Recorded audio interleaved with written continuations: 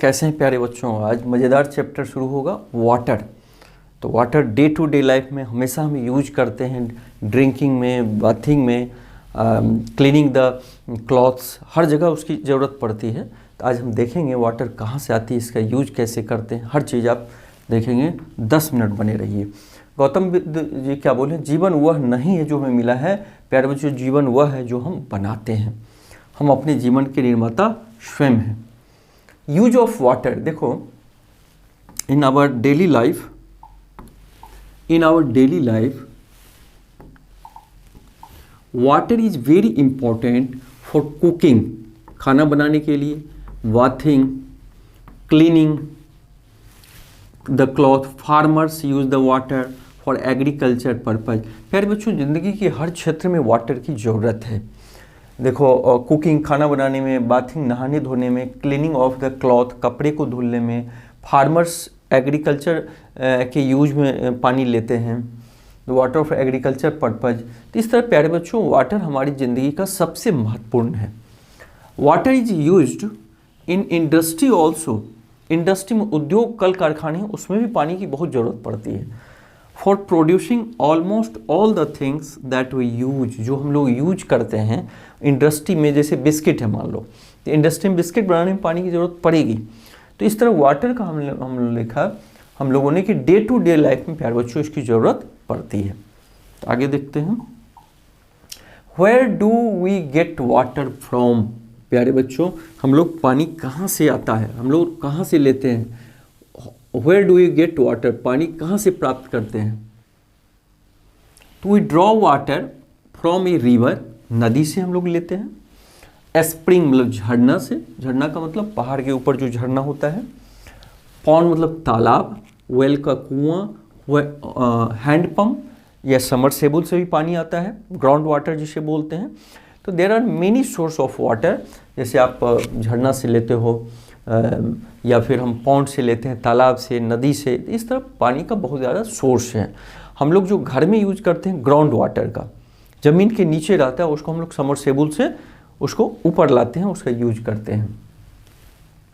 About 2/3 of the earth is covered with water. एक बहुत महत्वपूर्ण चीज़ आप लोग सीखिए कि पूरे पृथ्वी का 2/3 मतलब 3 भाग में अगर बांटे तो 2 पार्ट वाटर से ढका हुआ है, माने वाटर बहुत है पृथ्वी पे। Most of these waters is ocean and sea, ocean और सी का वाटर है, समुद्री वाटर है। 2/3 में ज़्यादातर भाग समुद्री पानी है।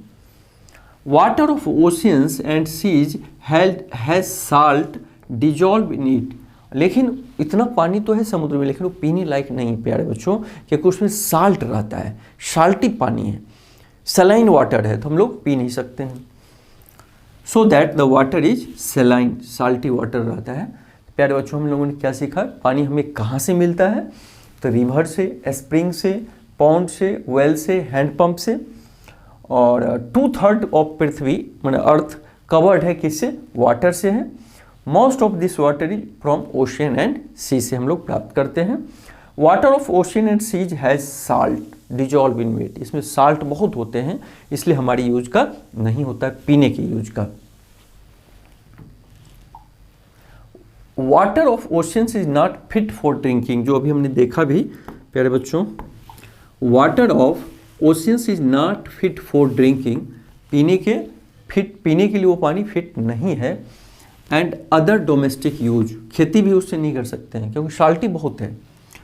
Domestic use, agriculture and industrial needs due to its water is saline, ना तो इंडस्ट्री में यूज होता है, ना एग्रीकल्चर में यूज होता है, ना डे टू डे पीने में यूज करते हैं। क्यों? क्योंकि वो सेलाइन वाटर होता है, मतलब साल्टी वाटर होता है, बहुत ज़्यादा उसमें साल्ट रहता है।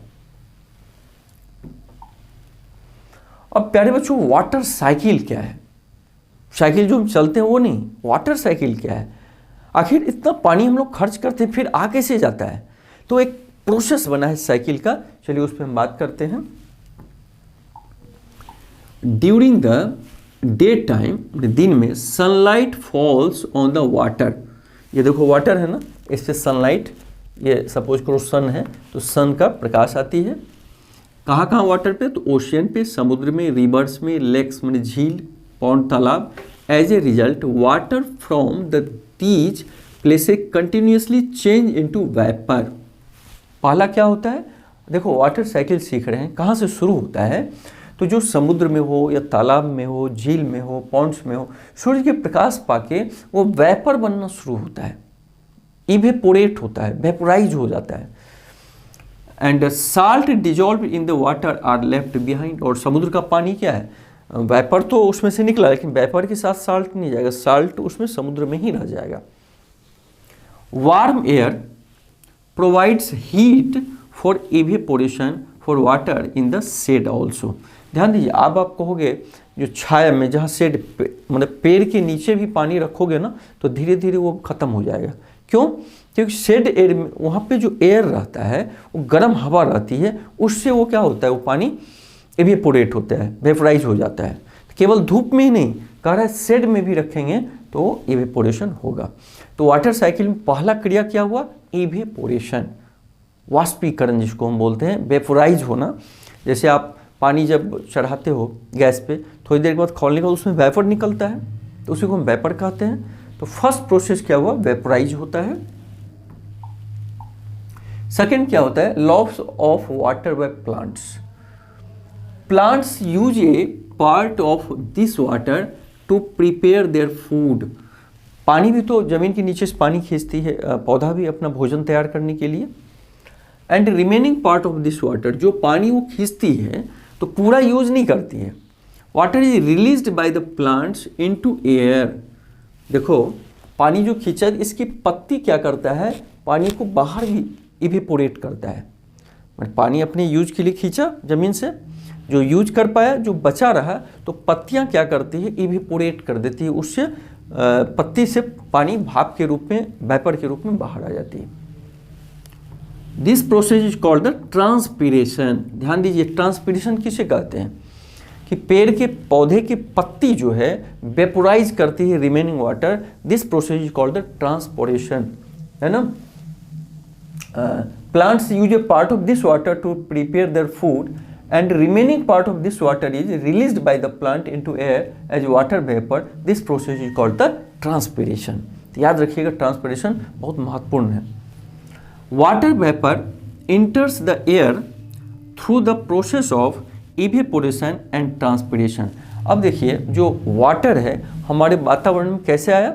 एक तो इवेपोरेशन के थ्रू आया और एक आया ट्रांसपीरेशन के थ्रू, जो पेड़ पौधे अपने पत्ती से इवेपोरेट करती है ट्रांसपीरेशन के थ्रू।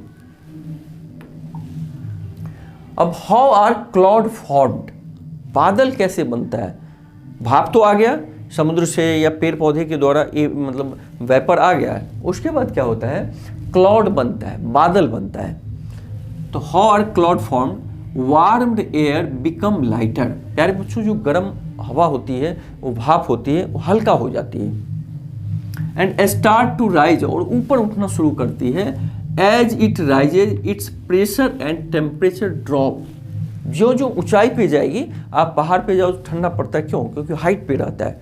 तो जो वेपर है, वेपर ऊपर जो जो उठेगी तो हल्का होती जाएगी और ठंडा होती जाएगी, और वो कंडेंस हो जाएगी। कंडेंस का मतलब वो घना होता जाएगा और नजदीक आता जाएगा।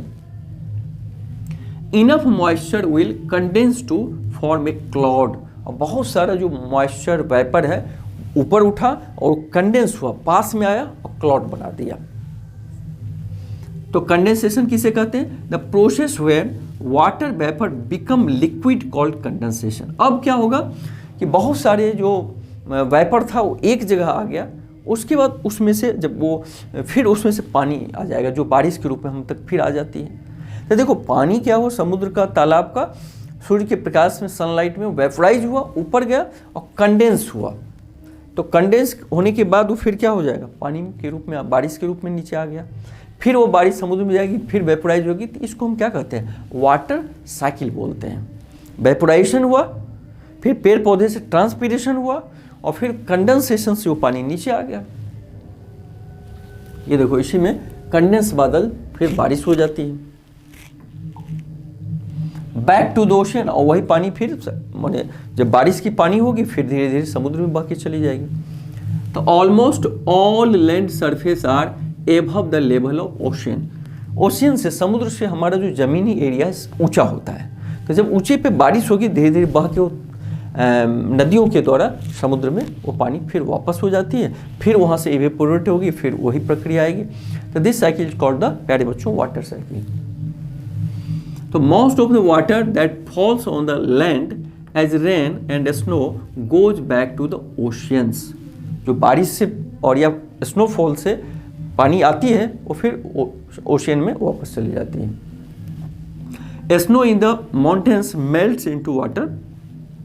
पहाड़ पे क्या होता है, बर्फ पाया जाता है, स्नो पाया जाता है, वो गर्मी के दिनों में मेल्ट होता है, पिघलता है, तो पिघल के फिर नदी में आती है और नदी के द्वारा फिर ओशियन, समुद्र में चली जाती है।